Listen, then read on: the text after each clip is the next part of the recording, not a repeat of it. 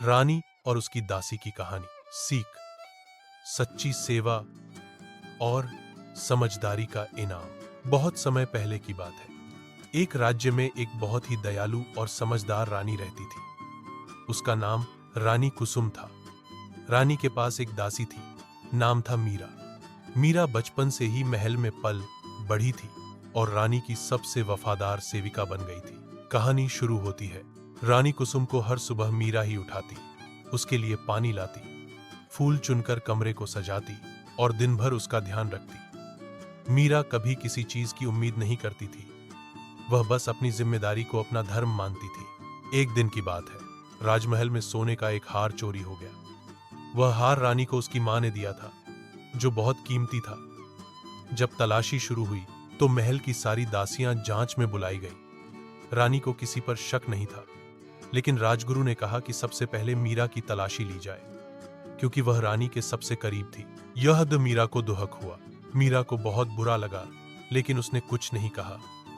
चुपचाप तलाशी दी। उसके कमरे से हार तो नहीं मिला, लेकिन कुछ सोने के सिक्के जरूर मिले, जो राजकोष से मेल खाते थे।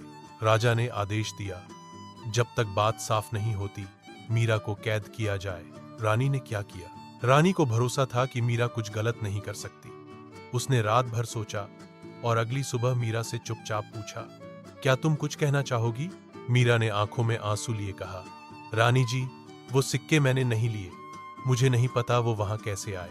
रानी ने भरोसा किया और खुद खोज शुरू की। कुछ ही दिनों में सच्चाई सामने आ गई। एक अन्य सेविका जो मीरा से जलती थी, उसने ही सिक्के और हार चुराकर मीरा के कमरे में छिपा दिए थे।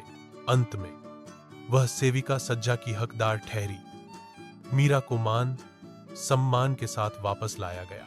राजा ने मीरा को पुरस्कार में जमीन और सोने के गहने दिए, लेकिन मीरा ने कहा, मुझे बस रानी का भरोसा चाहिए था और वही मुझे मिल गया। सीख, सच्ची निष्ठा और विश्वास कभी खाली नहीं जाते, और जो दूसरों की सच्चाई पर भरोसा करता है, वही सच्चे नेतृत्व का हकदार होता है।